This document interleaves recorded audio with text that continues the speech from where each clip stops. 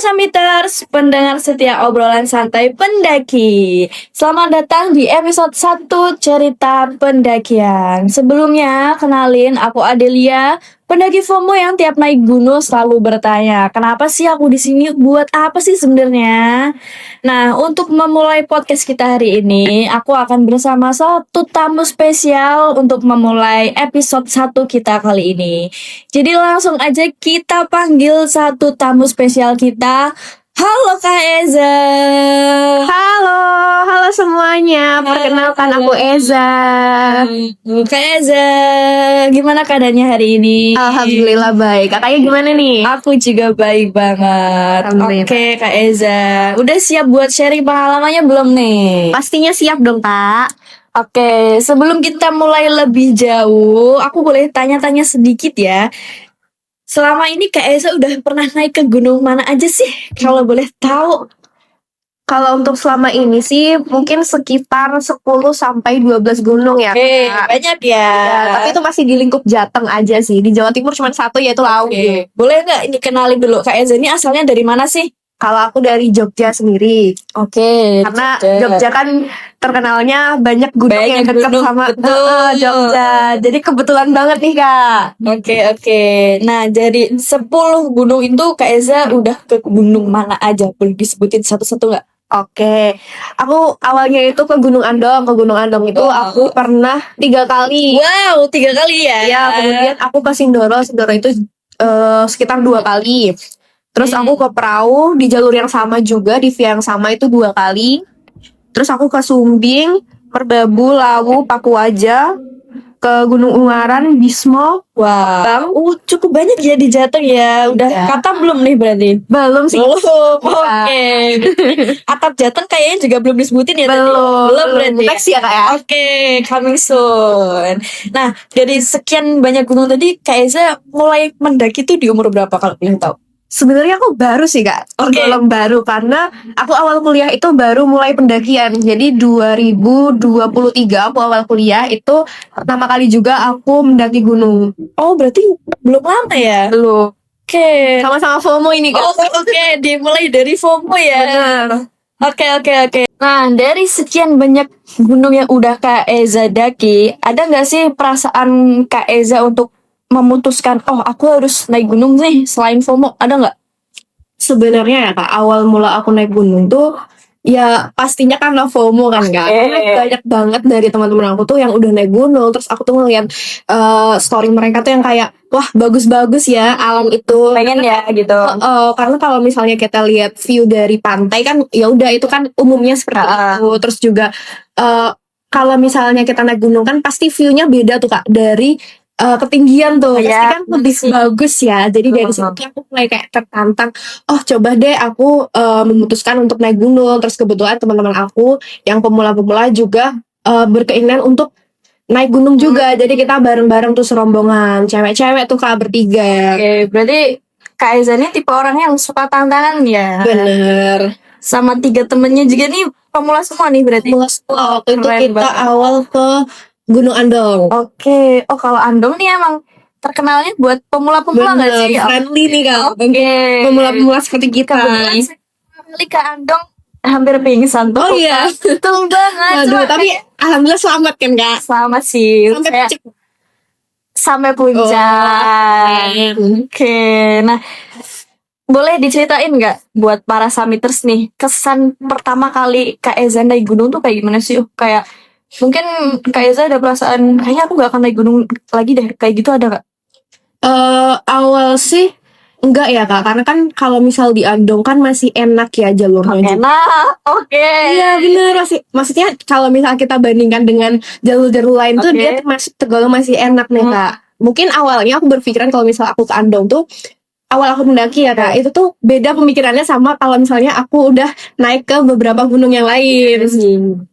Untuk kesannya sendiri sih pastinya kayak ngerasa oh gini ya ternyata view dari ketinggian, oh lega, seru nih, Kak. Karena kan ada yang bilang juga kalau misalnya di jalur pendakian tuh kamu bisa melihat sifat seseorang. Jadi di situ tuh bener-bener kelihatan juga, Kak. Terus juga sebenarnya tuh awalnya aku hampir batal nih, Kak, untuk naik ke Gunung Andong pertama kali. Kenapa tuh?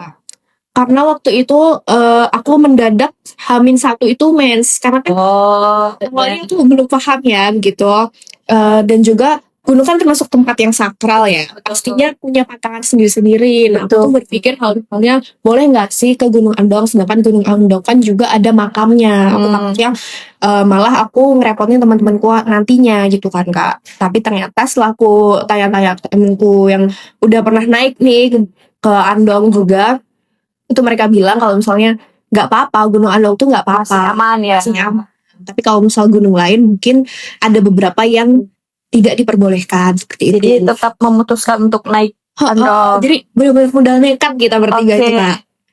Nah, setelah pertama kali naik Andong, kenapa Kak Eza memutuskan untuk menaiki gunung-gunung lain? Sebenarnya waktu di jalur pendakian tuh kadang tuh pasti ada mindset kayak kenapa ya aku di sini? Kenapa ya aku tuh memutuskan untuk naik gitu kan? Kan aku bisa ya di rumah aja, rebahan, nonton TV, scroll TikTok, itu kan bisa ya. Tapi kenapa aku harus ada di sini? Tapi setelah kamu sampai di puncak nih Kak, setelah kamu dapat view yang bener-bener sebagus itu yang kamu lihat dengan mata kamu sendiri, itu tuh rasanya wah, ada kenikmatan tersendiri Kak. Jadi kayak wah, aku harus naik lagi nih. Lagi gitu ya. Jadi ada kecanduannya sendiri nih. Tapi sebelumnya Kak Eza ini tipe orang yang suka jogging, hiking kayak gitu gak sih? Atau emang pure karena naik gunung aja fisiknya? Sebenarnya awalnya tuh aku nggak terlalu suka jogging ya. Dulu mungkin jogging cuman kayak yang nggak terlalu sering gitu kan Kak. Terus setelah aku mendaki ini kayaknya perlu deh aku untuk latihan fisik, latihan tubuh aku gitu kan, biar kuat juga kan Kak. Terus jadinya aku memutuskan untuk olahraga juga. Oke, positif ya dampaknya juga. Alhamdulillah ya. Oke, Kak Eza ini kan bisa dibilang cukup sering naik gunung ya. Kesibukannya apa sih Kak? Bisa sering banget naik gunung gitu, terus kok kayaknya ada aja waktu luangnya kayak gitu. Boleh tahu gak? Oke, aku tuh awal-awal naik gunung karena sering itu, sebenarnya tuh aku kesibukannya cuman kuliah ya Kak. Iya, tadi kan 2023 tadi ya. Karena aku tergolong maba, mungkin kayak waktu aku masih solo nih, masih senggang nih, karena kan belum join organisasi dan lain-lainnya kan Kak. Terus di semester 3 ini aku udah mulai jarang nih Kak naik gunung, karena aku udah kesibukan aku bertambah, yaitu ada organisasi, 2 organisasi, terus aku juga kerja sambil kuliah. Jadi aku kalau dibilang sering naik gunung di semester 3 tuh enggak, karena mungkin bisa kayak dalam 1 semester itu aku cuma naik 1 kali. Oke, Karena nunggu hari libur aja. Oke, nunggu hari libur kuliah juga nunggu hari libur kerja ya.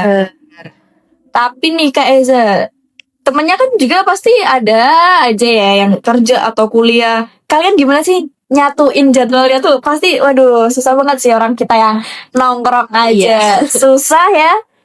Gimana tuh Kak? Sebenarnya tuh karena kita udah janjian dari lama sih Kak. Ini kapan nih mau ke sini nih? Rencana bulannya apa? Jadi kita udah rencanakan ya jauh-jauh hari gitu. Nah, untuk kepastian tanggalnya biasanya di deket-deketnya, tergantung kita dapat libur di hari apa, tanggal berapa. Oke.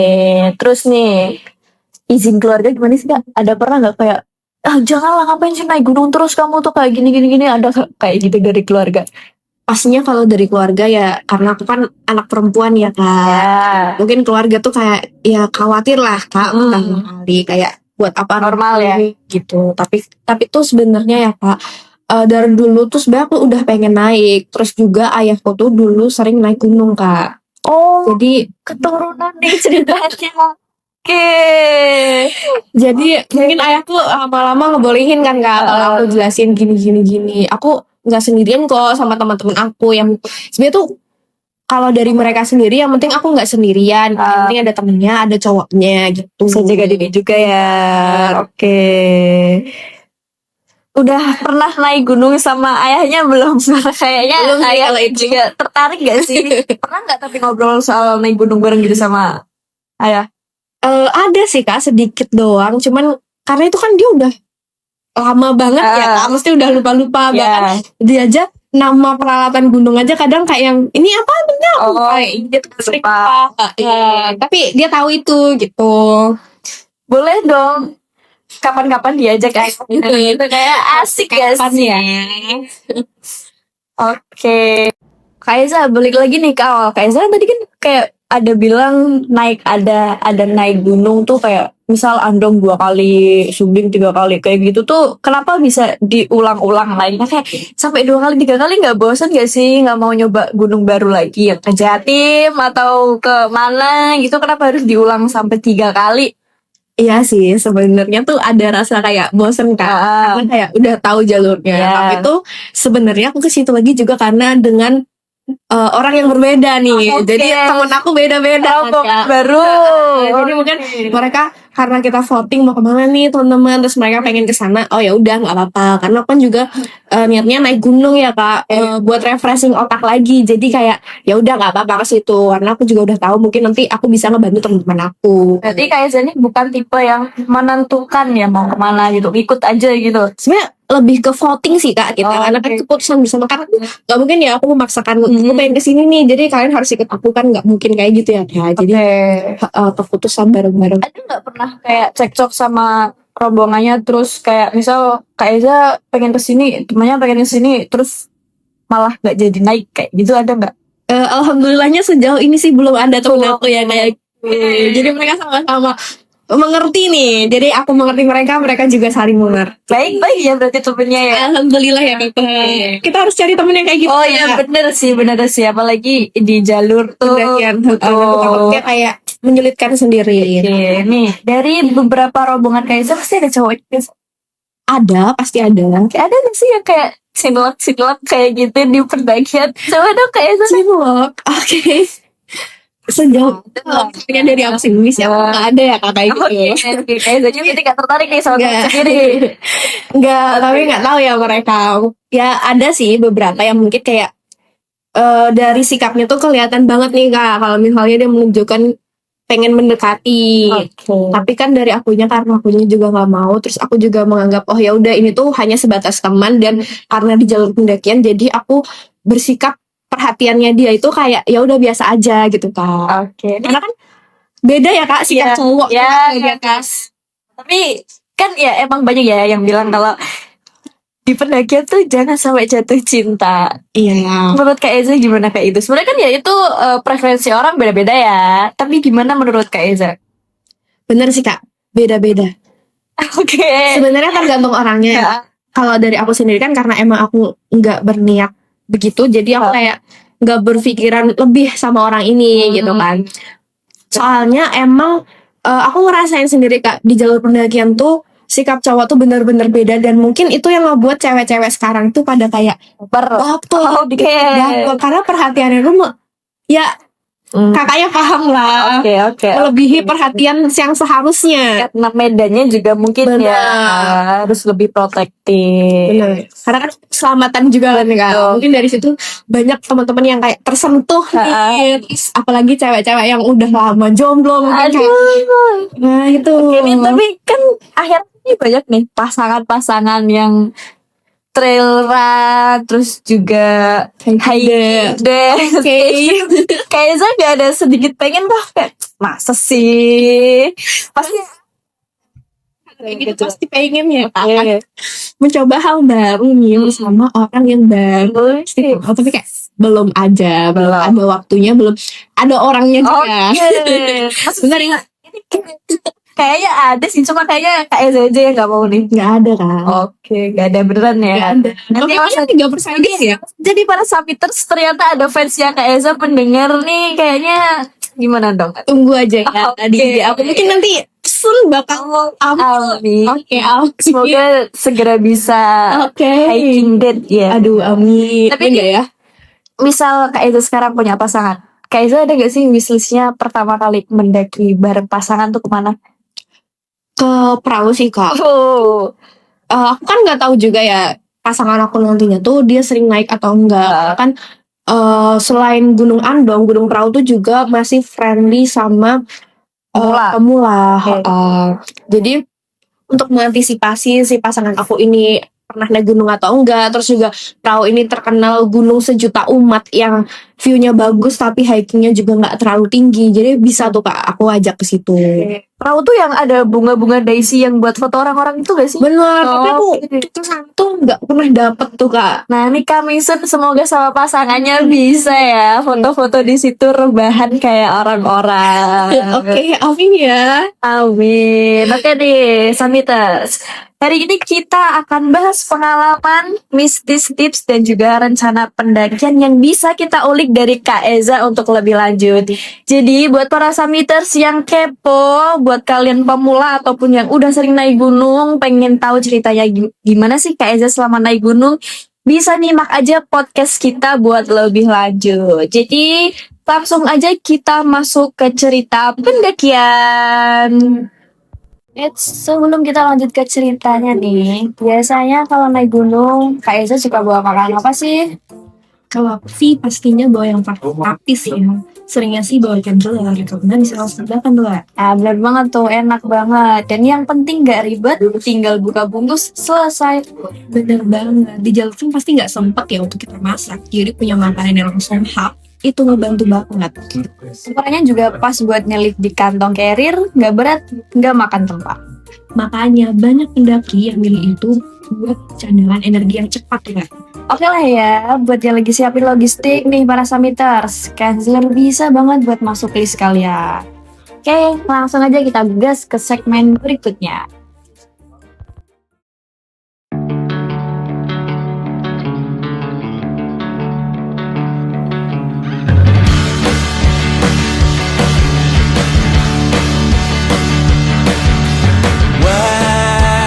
Wajahmu ku ingat selalu, lupakan hal-hal yang menggangguku. Karena hari ini mata kita beradu, kita saling bantu melepas perasaan tinggi ke angkasa, menantang dunia, merayakan muda. Untuk 1 jam saja kita hampir mati, dan kau selamatkan aku, dan ku menyelamatkanmu. Dan sekarang aku tahu cerita kita tak jauh berbeda, but it's about the world. Sometimes I wanna fall. Namun suratmu kan ku ceritakan ke anak-anakku nanti, bahwa aku pernah dicintai with everything you are. For yes I am, with everything you are. Wajahmu yang beragam rupa, pastikan ku tak sendirian jalani derita. Kau bawakan kisahmu, aku mendengarkan. Oh kita bergantian, tentukan nestapa, menawar trauma, datang seadanya. Terasku terbuka, kita hampir mati, dan kau selamatkan aku, dan ku menyelamatkanmu. Dan sekarang aku tahu cerita kita tak jauh berbeda, but it's about the world. Sometimes I wanna fall. Namun suratmu kan ku ceritakan ke anak-anakku nanti, bahwa aku pernah dicintai seadanya.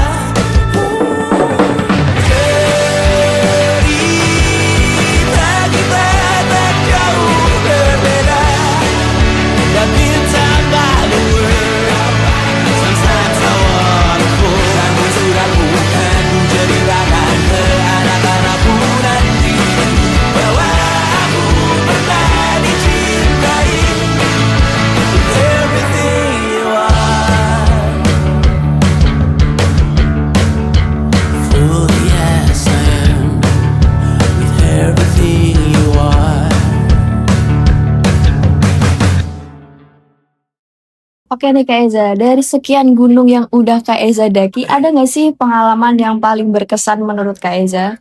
Kalau untuk cerita gunung atau pengalaman kan pastinya setiap gunung tuh punya cerita dan pengalamannya masing-masing ya kak. Nah, Mungkin yang masih aku ingat sampai sekarang yaitu kejadian waktu aku di Gunung Lau nih kak.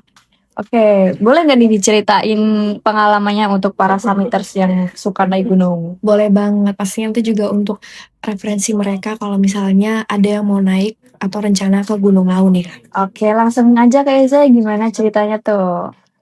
Oke, itu awal mulanya kita pendakian di tanggal 5 April 2025, yaitu tepatnya saat libur lebaran nih. Jadi aku serombongan itu ada 4 orang dengan 2 cewek dan juga 2 cowok. Sebut aja nama teman aku ini Angel, Nico, dan juga Eko. Oke, 4 orang ya. Betul. Nah, kita pendaki sekitar 700 sampai 1000 pendaki itu naik di hari yang sama dengan kita naik nih, Kak. Oke, Nah, awal pendakian itu kita di jam 10 pagi nih, Kak. Jadi sebelum kita sampai di pos 1, itu tuh tepatnya ada warung. Dan di bawah warung itu ada jalur sepetak yang hanya bisa dilewati 1 orang pendaki. Jadi kalau misalnya kita dari 2 arah yang berlawanan, itu mungkin akan bertabrakan karena samping kanan kiri itu tanaman yang sangat tinggi. Jadi nggak memungkinkan untuk 2 orang lewat mungkin dia berarti Betul jalurnya. banget.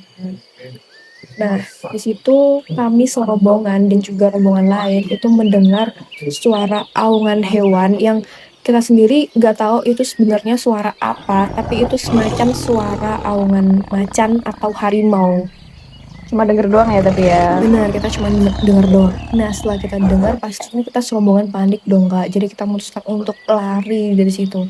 Tapi teman-teman aku tuh pasti berusaha menenangkan kayak udah tenang, jangan panik dulu. Takutnya kalau memang ada hewan beneran itu nanti takutnya mengejar atau gimana. Oke. Jadi di situ kita melanjutkan untuk pendakian.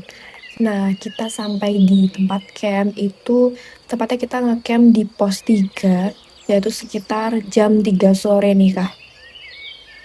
Nah, ada yang bilang, ada pendaki yang bilang kalau kita ngecamp di antara pos 2 ke pos 3 dan pos 3 ke pos 4 itu bakal banyak tantangannya atau mungkin harus kuat mentalnya. Jadi aku nggak tahu lebih jelasnya kenapa. Mungkin banyak sosok makhluknya di situ lebih banyak daripada yang ada di pos 3 dan juga di pos 4. Makanya harus kuat mental kalau di situ. Udah ada Kak. disclaimer dulu ya nih di Bener depan nih. banget. Oke. Jadi kita memutuskan di situ untuk ngecamp aja deh di pos 3.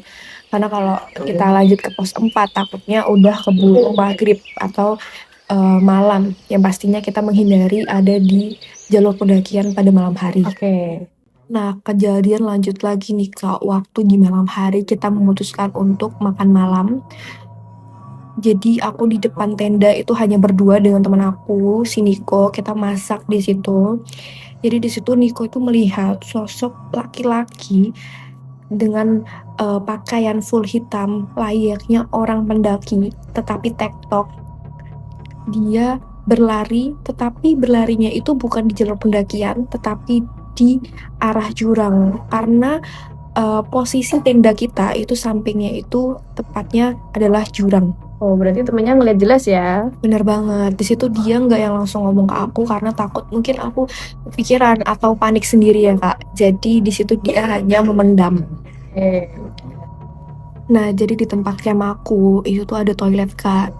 Dan waktu aku ke toilet, waktu malam hari itu akan aku sendirian. Itu aku sempat mencium bau dupa yang sangat-sangat menyengat.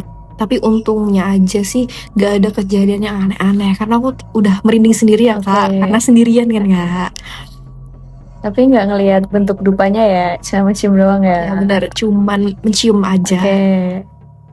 Nah, selesai kejadian di malam hari, waktu pagi harinya kita mau summit, itu kebetulan yang summit hanya 3 orang dari rombongan aku nih kak.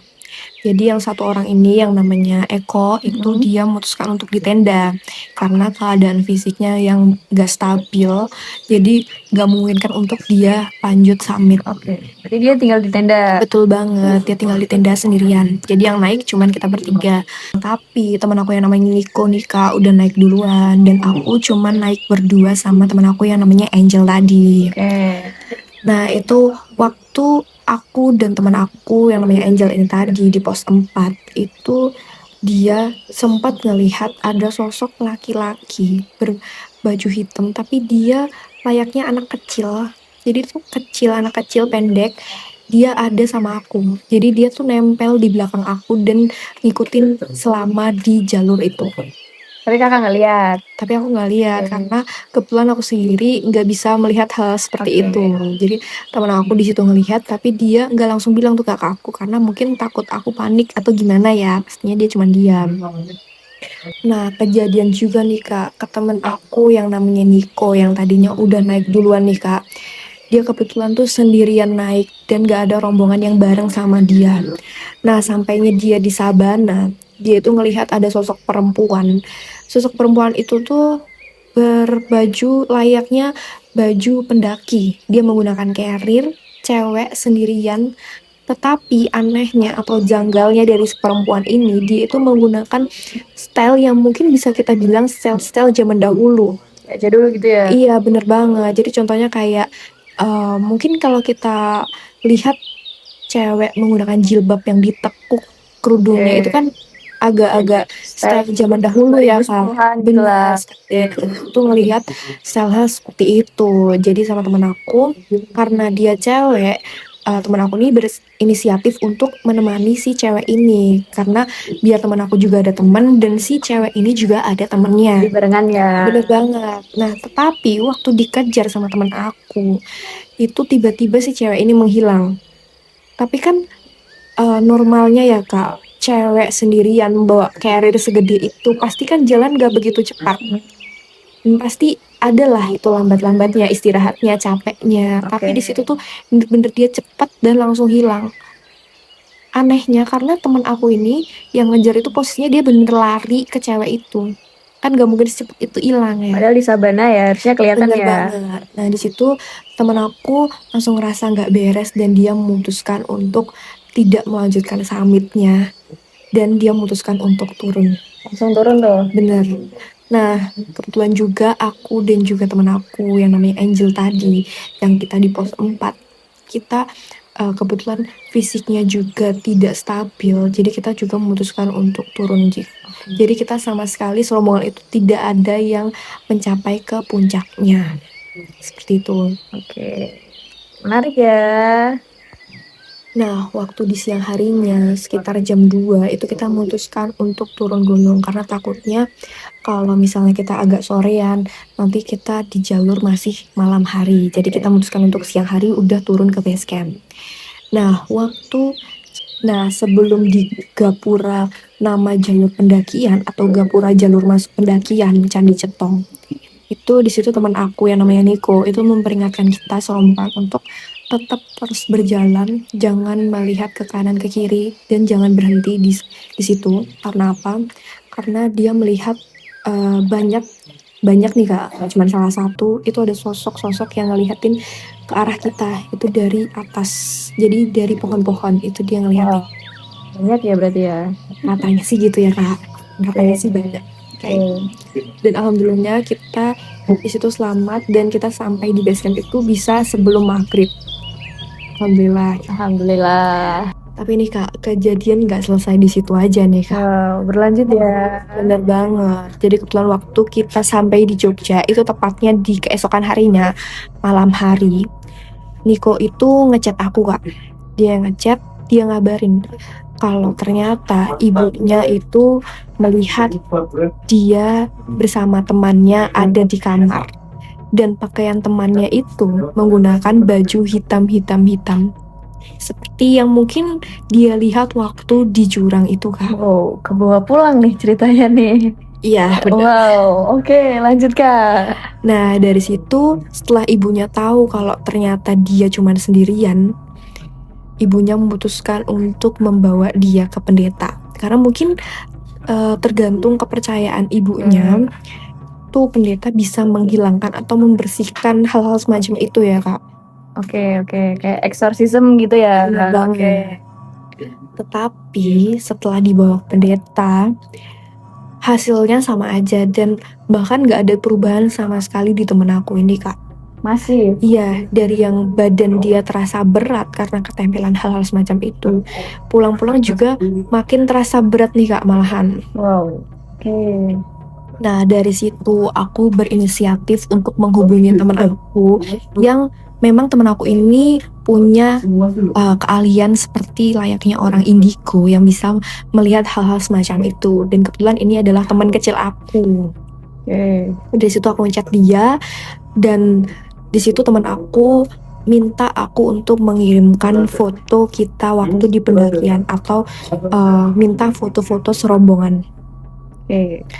Setelah aku kirim nih Kak foto kita berempat, ternyata memang ada sosok yang mengikuti si Niko ini, dan sosoknya itu adalah sosok kakek-kakek tua yang menempel terus sama Niko. Mungkin karena kan mungkin aja ya Kak, sosok-sosok yang tua-tua seperti itu tuh pasti ngincernya adalah raga atau jiwa-jiwa yang masih muda atau masih fit gitu ya Kak. Masuk akal sih. Bener banget. Di situ terus dia langsung juga tanya sama aku nih Kak, temen aku yang indigo, kalau aku sendiri ada nggak sih ngerasa berat di badan aku. Dia tanya seperti itu sama aku langsung merinding dong Kak, karena di situ posisinya juga aku ngerasa badan aku ini rada berat, tapi nggak yang seberat itu. Di situ aku bilang sama teman aku, iya badan aku berat, agak berat. Terus teman aku bilang, Ja, kamu ada yang ngikutin, dan ini adalah sosok nenek-nenek. Kalau temen aku tadi kakek-kakek dan aku nenek-nenek nih. Oke. Pasang apa ya mereka ini ya? Kurang tahu nih Kak. Oke, Kak, bisa lanjut Kak. Nah di situ aku langsung merinding dong kayak Kak, pastinya gimana nggak merinding dong Iya, dikasih tahu iya kalau sih. misalnya ada sosok yang ngikutin kita di situ. Tapi di situ teman aku yang indigo itu bilang kalau dia nggak bisa ngebersihin di malam hari itu karena mungkin energi di malam hari dan pagi hari itu beda kan Kak. Oke. Jadi dia memutuskan untuk di pagi harinya ngebersihin aja yang ada di badan aku, karena itu cuman satu sosok yang bisa dihilangkan kalau di badan aku. Oke. Nah kemudian di pagi harinya aku tuh udah merasa badan aku tuh enakan Kak. Tetapi teman aku yang Niko ini tuh masih mengabari kalau misalnya badan dia masih berat dan dia belum tidur semalaman karena Wah. badannya gak enak itu. Oke. Karena pasti keganggu banget Iya, kan bener, Kak, bener. hal-hal kayak gitu tuh. Menguras energi juga kan Bener pasti. banget. Kemudian aku berinisiatif untuk mengajak bertemu, pastinya kita bertemu 3 orang ini untuk ngebantu temen aku Niko ini ngebersihin apa yang ada di badan dia. Oke. Kemudian kita bertemu di malam harinya itu di salah satu coffee shop yang ada di Jogja. Wow, culture ya, Bener ngebersihinnya banget. di coffee Iya, shop. kebetulan kita nggak tahu lagi Kak tempatnya mau Oke. di mana, jadi ya udah kita Oke. ngopi deh sekalian gitu. Nah kebetulan coffee shop itu juga aku sering kesana Kak, dan aku juga kenal sama karyawan serta tukang parkir yang ada di Oke. sana. Nah sebelum mereka datang tuh aku sempet cerita-cerita ke tukang parkirnya, karena kebetulan juga tukang parkirnya tuh mempunyai keahlian seperti itu, jadi bisa melihat hal-hal semacam itu. Dan setelah aku cerita, setelah aku tunjukkan juga teman aku yang Niko ini yang ketempelan tadi, dia bilang kalau memang benar ada yang ngikutin teman aku Niko ini, dan itu bukan hanya satu sosok aja Kak, tapi ada sosok lainnya yang mengikutin dia. Di situ setelah teman aku yang indigo ini datang, kita sudah ngobrol bertiga. Kita melakukan pembersihan itu di lantai 2 karena kita mencari tempat yang rada sepi, karena nggak mungkin kan Kak kita ngebersihin di tempat seramai itu. Jadi kita Oke. memutuskan untuk di lantai 2 karena lumayan sepi nih di atas. Di situ temen aku Niko ini tuh mengaung layaknya harimau atau macan yang sedang mengaung.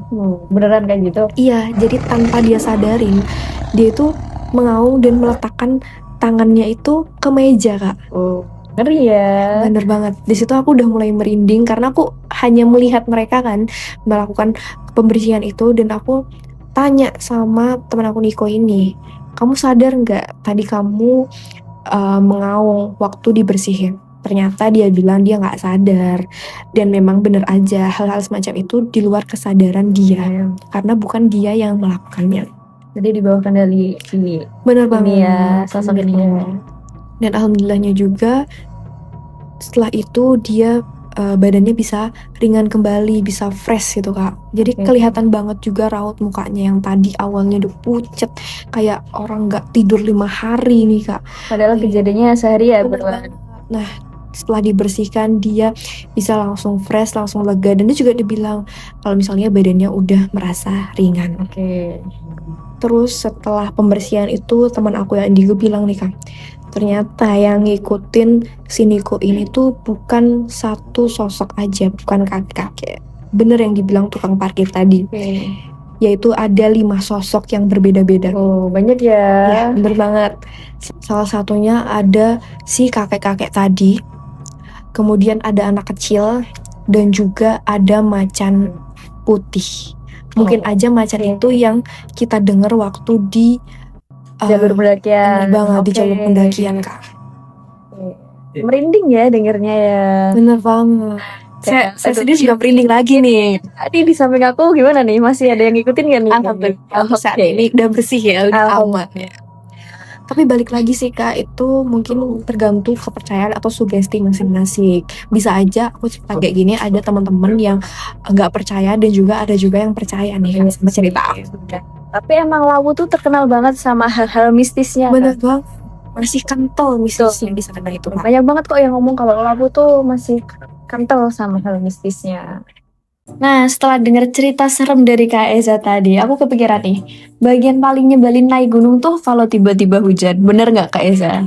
Setuju banget. Dan percaya nggak sih, aku tuh pernah ya naik tanpa jas hujan, dan itu keputusan paling bodoh dalam sejarah pendakian hidup.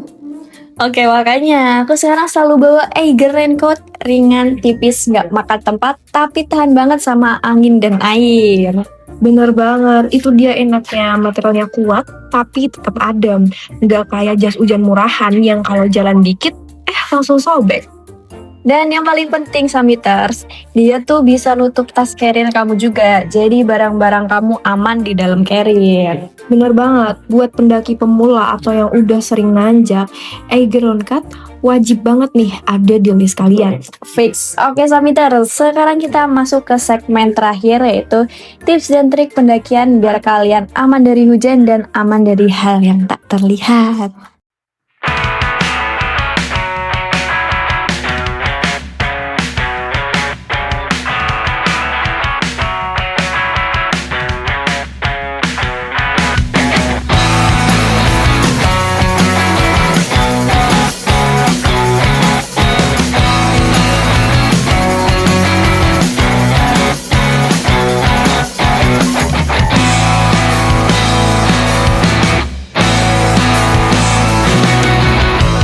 Terjilat matahari timur yang kejam sangat melekat di bahuku. Perlukah menepi menyisi sebentar, tapi ku wajib tepat waktu. Keluhan demi keluhan, sejak ku gilas berlebihan. Karena ini aku mau berkar kepala yang wetu. Semua yang ragukan atau tak percaya, debu pagi pujalah.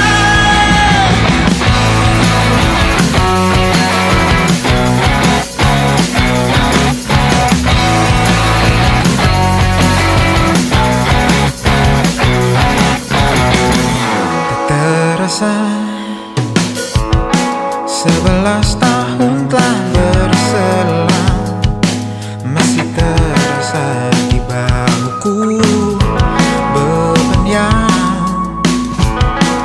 bercampur bangga telah ku rengkuh, semua berpihak kepadaku. Pasti doamu yang lancarkanku, bayaku mesti doa yang meluncur dari bibirmu. Dan yang ku tahu, kau takkan pernah berhenti tumbuhku kini. Semoga sesuai yang kau ingin, tertulis jelas namaku di setiap harap malammu. Tentang masa depan, tentang masa terang, warisan akan bumi gemilang. Pelan pasti ku kabulkan segala catatan harapmu. Tentang masa depan, tentang masa terang, kebul jalanku terjang.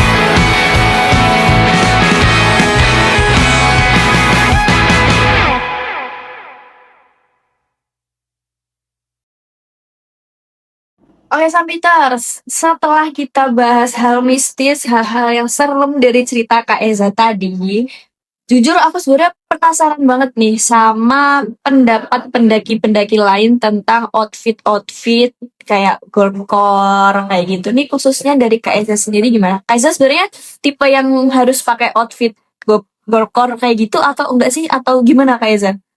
Enggak sih kalau dari aku sendiri ya, karena tapi balik lagi sih Kak, sesuai kemampuan masing-masing orang. Karena kan ada yang menilai kalau misalnya Gopcore dan lain-lain itu kan tergolong mahal ya. Tapi Oke. kita balik lagi ngelihat dari fungsinya, dari sisi fungsinya penggunaannya dia kan justru lebih safety, lebih aman dibandingkan kita pakai sembarangan baju. Karena kan nggak Oke. boleh ya Kak naik gunung dengan pakai sembarangan baju, karena itu Betul. juga mengganggu nanti kesehatan kita. Itu tuh pernah tuh Kak aku baca di Gunung Andong tuh ada yang mendaki dia menggunakan celana jeans dan berujung dia hipo. Itu kan justru menyusahkan diri sendiri Iya kan sih, Kak. selain diri sendiri juga rombongan Bener kayak banget. gitu ya. Itu perlu banget sih Kak, outfit tuh bener-bener dipikirin matang-matang, harus menggunakan apa yang baik. Tapi dari Kak Eza sendiri ada nggak sih brand tertentu yang Kak Eza banget nih, kayak Kak Eza harus Eiger atau harus apa gitu, ada nggak? Nggak ada sih Kak, kalau aku mix aja sih sembarang. Yang penting sesuai Tuhan gitu. Sesuai fungsinya juga sih. Oke. Nih Kak Eza, karena kita tahu Kak Eza udah kemana aja nih, terutama di gunung-gunung Jatang. Persiapan fisik Kak Eza gimana sih? Coba di-share ke para Samiters biar yang di rumah juga tahu biar bisa menyiapkan fisiknya. Gimana tuh Kak Eza? Boleh di-spill dikit-dikit? Kalau aku sih biasanya sebelum aku mendaki tuh aku kayak jogging-jogging tipis tuh Kak. Yang di awal kita udah obrolin. Jogging-jogging. Selain itu aku juga sempat nge-gym. Tapi akhir-akhir ini udah jarang banget sih Kak. Terus juga karena kan kalau di kampus aku kan ada tangga ya Kak. Kita pakai Oke, itu bisa memanfaatkan. bener banget. Jadi itu bisa menjadi tempat untuk kita latihan naik turun. Jadi sembari kuliah, sembari latihan fisiknya di kampus gitu ya. Tapi bener kos-kosan tuh Kak. Oke, terus apa lagi Kak Eza? Udah sih Kak, kalau nggak jalan jauh kayak gitu itu bisa berpengaruh banget. Oke, tapi Kak Eza sendiri yang paling sering apa sih selain lari, selain jogging, atau emang udah fokus jogging aja buat persiapannya? Kalau misal udah mendekati biasanya jogging karena kan yang paling diperlukan si kaki ya Kak, karena buat melangkah terus-terusan. Tapi selain itu aku juga sisihin sama nge-gym aku karena kalau nge-gym tuh bisa memperkuat si otot lengan tangan juga, nggak cuma kaki. Tapi aku biasanya lebih ke kaki sih Kak. Tapi Kak Eza dari beberapa gunung tadi udah pernah ngecamp belum? Pernah pastinya. Jadi udah pernah bawa carrier tuh? Pernah dong. Paling berat carrier Kak Eza berapa kilo? Untungnya waktu itu tuh carrier aku sampai 45 liter doang. Yang kecil tuh Kak, itu masih yang kecil ya, 45 liter doang. Aku punyanya soalnya yang itu, jadi bisa memanfaatkan. Tapi karena Ada cowok ya Kak ya. Oke. Bisa Teamwork ya. bener dong. Karena kan justru yang paling banyak bawanya pasti cowok. Jadi ya udah kita buat mereka bawa. Karena biasanya tuh cewek itu cuman bawa untuk kebutuhan dirinya aja. Terus juga kayak barang-barang kelompok mungkin nggak terlalu banyak. Kalau misalnya kayak tenda dan lain-lain kan pasti yang berat-berat tuh dibawa sih cowok-cowok ini. Gitu. Tapi ini Kak Eza, pernah nggak sih kayak udah jalan semangat bawa carrier tiba-tiba aduh kok carrierku berat banget ya, terus akhirnya ada temennya yang bantu bawain carriernya Kak Eza gitu, pernah nggak? Atau Kak Eza kekeh dari awal, dari naik sampai pulang bawa carriernya sendiri? Pernah sih Kak waktu itu. Jadi waktu itu tuh aku naik ke berapa ya itu? Waktu di Merbabu. Sebenarnya itu tuh aku nggak tahu juga itu diganggu atau gimana. Aduh ini kita balik lagi ke cerita ya. Oke, jadi waktu itu aku di Merbabu ya Kak. Itu tuh ternyata teman aku tuh mens dan dia tuh nggak bilang sama aku dari awal. Jadi dia tuh nggak bilang serombongan. Jadi dan kita tuh juga nggak ada yang tahu kalau dia tuh mens gitu loh. Dia pun sendiri kira dia udah selesai. Nah di situ tuh belum. Dan di situ tuh ternyata tuh aku yang diganggu, aku yang kena karena sepanjang perjalanan aku nggak doa dan temen aku yang lagi haid itu dia ternyata berdoa di situ. Jadi itu aku ganggu bener-bener. Aku nggak kuat itu untuk bawa carrier. Padahal sebelumnya aku bawa carrier itu kayak kuat-kuat aja, biasa aja. Di situ tuh kayak aku jalan 2 langkah nggak kuat, berhenti. Jalan 2 langkah berhenti. Sampai akhirnya kita sampai di tempat camp itu bener-bener malam. Padahal kita berangkat siang hari Kak. Di situ aku udah nggak kuat karena sepanjang perjalanan selama aku melangkah aku tidur. Aku ngomong sama temen aku kan, kamu duluan aja karena aku pengen tidur. Aku berusaha capek itu, saya nggak kuat itu karena waktu aku gendong carrier dan aku ngelepasin, walaupun itu carriernya udah dibawain sama temen aku ya Kak, itu tuh bener rasanya sama aja di pundak aku kayak berat banget. Aku nggak tahu nih, Tergantung keadaan ya. iya. Oke Kak Eza, lanjut. Tapi itu sugesti ya Kak. Oh iya sih, bisa sih. Karena juga kepercayaan orang beda-beda. Benar. Bisa aja Kak Eza emang lagi capek. Iya. Oke nih Kak Eza, lanjut. Dari tips peralatan, ada nggak sih peralatan-peralatan khusus yang harus dibawa Kak Eza buat naik gunung? Ada nggak? Sebenarnya kalau untuk yang khusus sendiri tuh nggak ada ya Kak, tapi itu selalu mewajibkan beberapa barang yang perlu aku bawa nih. Walaupun aku tektok ataupun aku ngecamp, pasti kan kita menggunakan sepatu naik gunung ya. Wajib ya. Wajib banget itu karena kita lihat medannya juga kan Kak, nggak bisa kayak kita pakai sepatu Converse untuk naik gunung itu nanti jatuhnya sakit. Tapi ada loh, iya kan? Beberapa Iya. ada loh yang pakai Kan dulu juga aku awal-awal daki pakai Converse nih Kak, dan itu saya nggak enak banget. Oh, tapi ngaruh ya berarti ya? Ngaruh. Capek nggak? Capek, bukan lebih capek sih, lebih ke sakit aja telapaknya. Jadi emang bukan tempatnya ya? Iya bener. Terus juga yang kedua itu daypack Kak, karena kan daypack tuh penting banget ya untuk kita bawa barang-barang pribadi kita kayak logistik dan lain-lain. Kan kalau misalnya kita ngecamp kita bawa carrier, kalau misalnya kita tektok kita bawanya daypack. Terus juga aku biasanya tuh bawa trekking pole. Gak tahu kenapa aku selalu bawa trekking pole karena kayak ngebantu aku waktu di medannya aja sih. Oke. Kak. Sebenarnya Mungkin itu. trekking pole buat tumpuan juga nggak sih? Iya benar. Oke. Nih Kak Eza nih, kan ngomongin daypack untuk TikTok tadi. Biasanya Kak Eza bawa apa aja sih buat TikTok tuh? Logistiknya? Logistik ya, kalau misal logistik tuh biasanya aku cari yang kalau TikTok tuh aku cari yang ada gulanya Kak, karena dia itu bisa meningkatkan mood kita, meningkatkan energi kita. Bagus ya. Karena kan kita juga perlu gula untuk di jalur pendakian Kak. Biasanya tuh aku kalau nggak beli coki-coki, itu aku beli permen yang ada gulanya itu. Karena itu enak banget untuk mengunyah tuh, jalan kan simple ya. Terus juga pastinya bawa mineral. Mineral tuh biasanya tergantung sih Kak medannya di mana. Kadang aku bawa mineral yang gede itu. Kalau enggak aku bawa yang kecil 2. Oke, tetap menyesuaikan kembali ya. Benar. Nih. Oke, Kak Eza lanjut. Masih semangat kan ini buat sharing ke teman-teman? Masih dong Kak. Oke, ini kan Kak Eza udah mengalami sendiri ya hal-hal mistis tadi. Tentunya juga dari sisi mental itu ada nggak tipsnya buat para summiters? Sebenarnya kalau kayak gitu kan tergantung kepercayaan ya. Betul. Mungkin ada yang nggak percaya juga sama hal kayak gitu. Jadi mungkin lebih banyak berdoa aja selama di jalur pendakian, karena kan kita itu kan bukan tempat kita Ya. juga tahu kalau gunung itu sakral dan lain-lain. Lebih banyakin berdoa aja sih Kak, sama jaga sikap pastinya. Di mana-mana emang harus jaga sikap sih ya. Oke, Kak Eza. Ada nggak sih rencana TikTok selanjutnya atau ngecamp mana gitu habis ini? Rencana sih deket-deket ini mungkin ke Merbabu ya Kak ya, sama teman-teman kuliah, karena mereka berencana ke sana nih. Tapi belum pasti nih Kak, tapi insya Allah kita jadi. Kapan tuh kalau boleh tahu rencananya? Mungkin bulan Maret ini, jadi libur lebaran lagi nih. Mulai pendakian. Ramai nggak sih Kak kalau libur lebaran kayak gitu? Iya, jadi gunung yang biasanya sepi nih jadi pasar nih Kak. Oke, Kayak yang di Lawu waktu itu. ada tipsnya nggak sih Kak buat menentukan jadwal-jadwal naik gunung enaknya kayak gitu?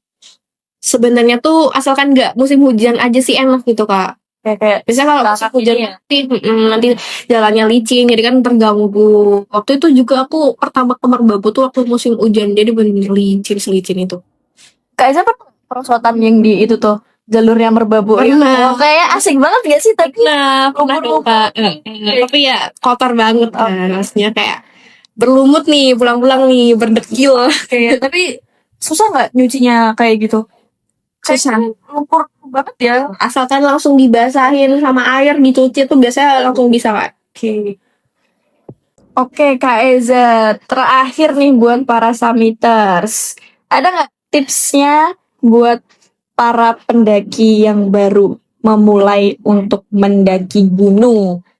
Boleh dikasih tau nggak? Nah, Di-share? kalau tips ini tuh bukan untuk para pemula aja ya. Oke. Karena pendaki yang mungkin udah sering naik gunung juga. Yang pertama tuh pastinya persiapan fisik, Kak. Karena kan kita juga nggak tahu fisik kita kayak gimana. Jadi kita harus benar-benar latihan nih sebelum kita naik.